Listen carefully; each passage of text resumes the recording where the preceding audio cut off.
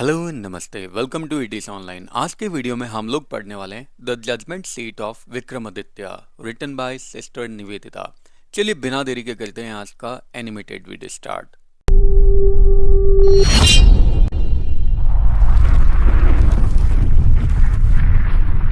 जैसा कि चैप्टर के टाइटल से ही आप लोगों को पता चल गया होगा, इसमें हम लोगों ने किंग विक्रमादित्य के बारे में बात की है। जो इंडियंस है, जो भारतवासी है, एक नाम हमेशा उन लोगों को बहुत ही ज़्यादा प्रिय लगता है और वो है मालवा का किंग, जो कि था किंग विक्रमादित्य, राजा विक्रमादित्य। और ये इतने ज़्यादा पावरफुल और इतने ज़्यादा सज्जन राजा थे कि उस समय के लोग उनकी लगभग पूजा ही किया करते थे। इनफैक्ट उनके जाने के बाद भी लोग उनकी पूजा किया करते थे, जबकि जाने के बाद में तो लोगों ने उनको देखा नहीं, लेकिन फिर भी उन लोगों ने उनके बारे में इतना सुन रखा था कि हमेशा उनकी पूजा किया करते थे। एक बात जो उनके बारे में सबसे ज़्यादा पॉपुलर थी वो ये थी कि वो बहुत ही ज़्यादा अच्छा जजमेंट दिया करते थे, यानी उनके जजमेंट में कभी कोई गलती नहीं हुआ करती थी। इनफैक्ट जो क्रिमिनल्स थे वो उनके सामने आते ही कांपने लग जाते थे, क्योंकि उन्हें पता था कि उनकी आंखें सीधा उनके क्राइम को देखेगी। और जो निर्दोष लोग होते थे वो खुश हो जाया करते थे, क्योंकि उन्हें पता होता था कि अब राजा इजीली पता लगा लेगा कि हम लोग बिल्कुल बेगुनाह है। और अगर किसी को कोई भी क्वेश्चन भी होता था तो भी राजा के पास बेफिक्र वो आ जाया करता था, क्योंकि उन्हें पता होता था कि जब तक हमारा किंग हमारे इस क्वेश्चन का आंसर नहीं दे देगा तब तक वो चैन से नहीं बैठेगा। इसलिए लोग उनके मरने के बाद भी उनकी लगभग पूजा ही किया करते थे। इनफैक्ट अगर कोई बहुत ही अच्छा जजमेंट दिया करता था तो उसको भी हमेशा ये बोला जाता था कि शायद जरूर ही वो विक्रमादित्य के सिंहासन पे बैठा होगा, यानी विक्रमादित्य के थ्रोन पे बैठा होगा, न्याय सिंहासन पे बैठा होगा।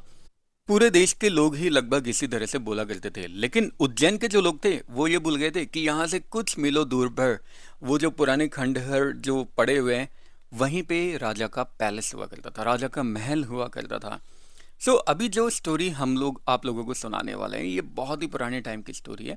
उस टाइम पे क्या हुआ करता था, उज्जैन के ये जो पुराने महल और जो किले वगैरह थे ये पूरी तरह से खंडर हो चुके थे, टूट फूट इनमें हो चुकी थी और इनके ऊपर मिट्टी का ढेर भी जमा हो चुका था। यानी देखने से पता ही नहीं लगता था कि यहाँ पे कभी किसी जमाने में किले या महल भी हुआ करता होगा। अब तो ये पूरी तरह से मिट्टी के ढेर में दब चुका था और साथ ही साथ यहाँ पे इतनी ज़्यादा घास फूस उग चुकी थी कि लोग सिर्फ यहाँ पे अपनी गाय को चराने के लिए लाया जाता था।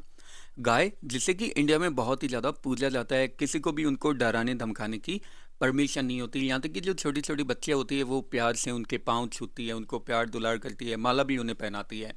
तो उज्जैन के आसपास के जो विलेज थे वहाँ पे लोगों की दिनचर्या ऐसी हुआ करती थी, उनका डेली रूटीन यही हुआ करता था कि वहाँ पे जो शेफर्ड वगैरह हुआ करते थे, जो ग्वाले वगैरह हुआ करते थे, वो अपनी गाय को चराने के लिए किसी मैदान में लेकर जाते थे। अब एक बार क्या हुआ, ये लोग जब अपनी गाय को चराने के लिए लेकर गए तो इन्हें एक खेल का मैदान मिला।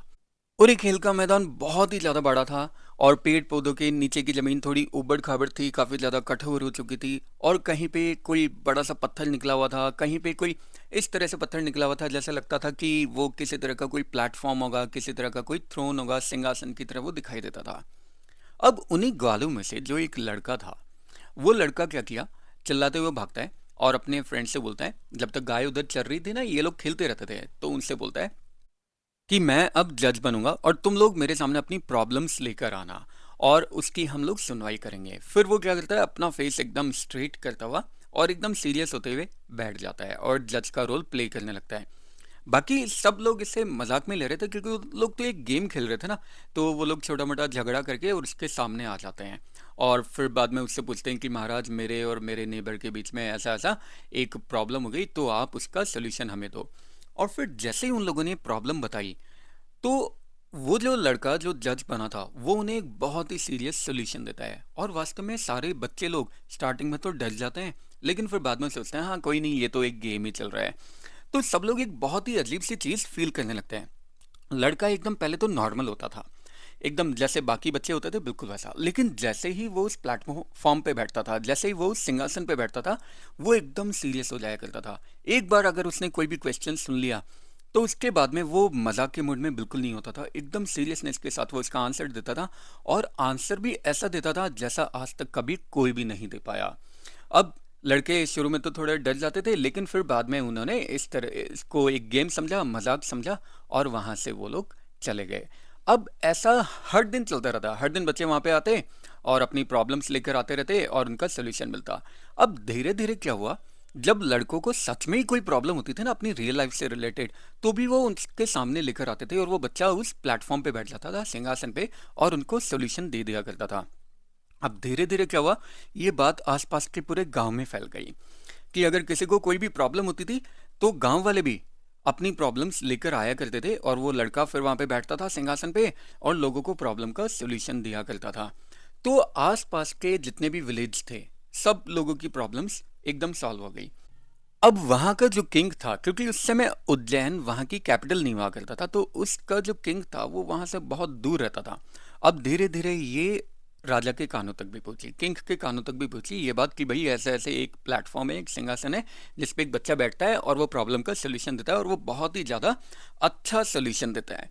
तो राजा के कानों तक भी ये बात पहुंचती है, और राजा एकदम मजाक मजाक में बोलता है वो जरूर विक्रमादित्य के न्याय सिंहासन पे बैठा होगा।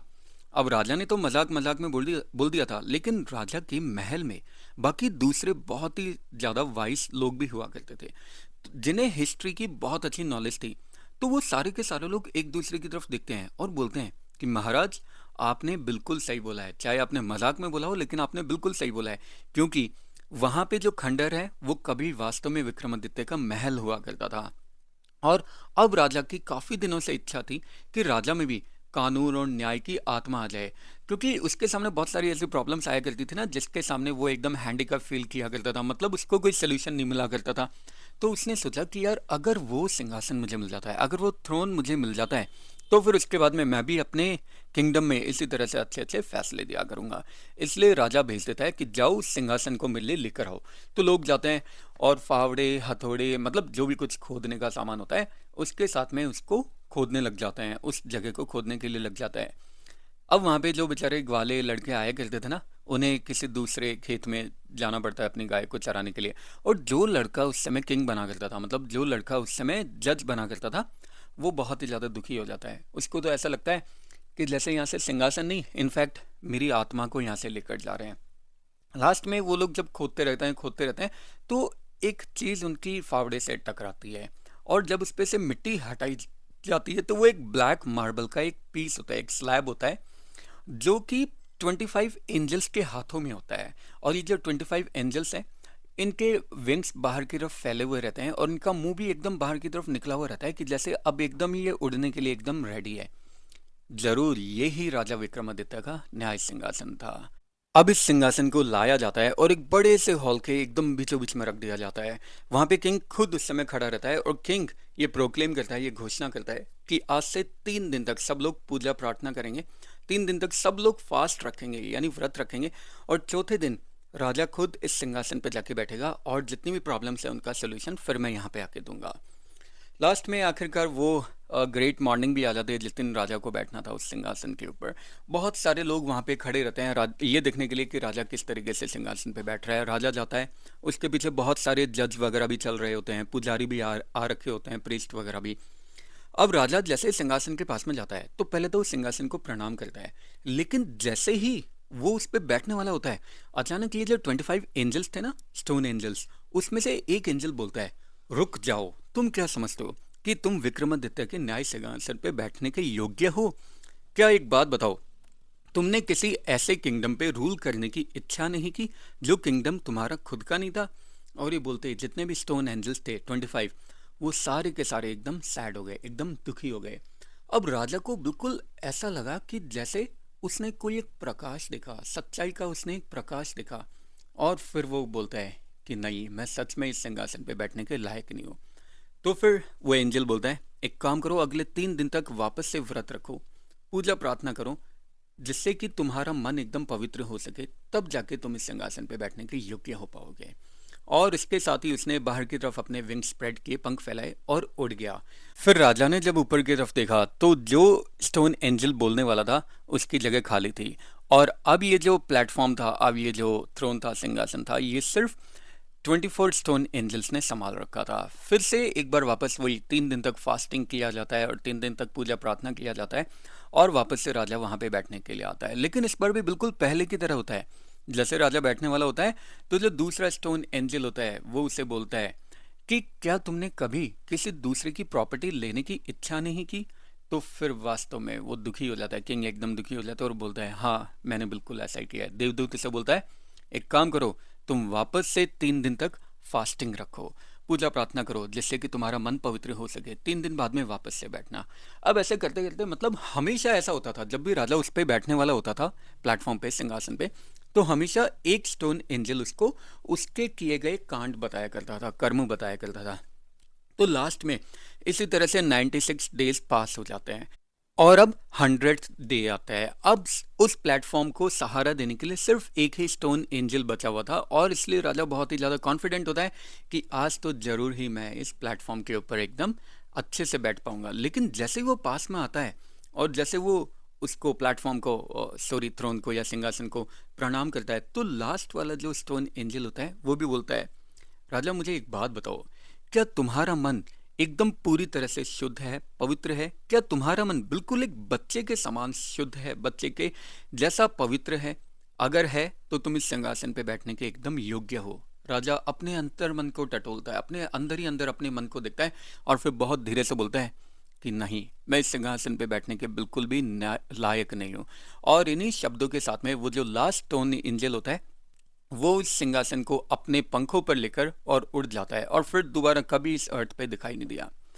राजा एकदम खो गया था अपने विचारों में, क्योंकि वो अपने आप को ही टटोल रहा था कि वास्तव में उसने कितना ज़्यादा लोगों को टॉर्चर किया है, उसने कितने ज़्यादा खुद ने लोगों को परेशान किया है, खुद वो कितना ज़्यादा अनजस्ट था। तो राजा जब होश में आता है और जब वो एकदम एकांत में था तो वो इस बारे में सोच रहा होता है और उसको समझ में आ जाता है, क्योंकि जो लास्ट टोन एंजल था उसने इस रहस्य से पर्दा उठा दिया था। और वो रहस्य क्या था? सिर्फ वो ही इंसान जिसका मन एकदम बच्चे की तरह पवित्र है, शुद्ध है, वो ही इस न्याय सिंहासन पे बैठ सकता है। और इसीलिए वो जो गाय चराने वाला जो लड़का था, जो शेफर्ड था, क्योंकि वो एक बच्चा था और बच्चों के मन में कभी किसी तरह का झूठ, फरेब, मक्कारी नहीं होती। बच्चे एकदम मन से पवित्र होते हैं। अगर वो किसी चीज के बारे में इच्छा भी रखते हैं तो उसमें भी किसी का अहित करने की इच्छा उनके मन में बिल्कुल भी नहीं होती। तो सिर्फ वो इंसान जो कि बच्चे की तरह एकदम पवित्र है वो ही सिंहासन पे बैठने के योग्य है। और इसीलिए वो जो शेफर्ड बॉय था वो इस सिंहासन पे बैठ सका और यहाँ पे बैठ के उसने इतने ज़्यादा अच्छे जजमेंट दिए थे उस सिंहासन पे जिस पे आज तक पूरे वर्ल्ड का कोई भी किंग आके बैठ नहीं सका था। और इसी के साथ में ये स्टोरी यहीं पे एंड हो जाती है। आई होप आप लोगों को बहुत अच्छे से समझ में आई होगी। फिर भी अगर किसी तरह का कोई कमेंट, सजेशन, डाउट या क्वेरी है, कमेंट बॉक्स में ड्रॉप कर सकते हैं। और इंस्टाग्राम चैनल मेरा नया बनाया हुआ है, उस पर आप मुझे फॉलो भी कर सकते हैं। नेक्स्ट वीडियो तक के लिए have a good day, take care, bye bye, जय हिंद, जय भारत, राधे राधे।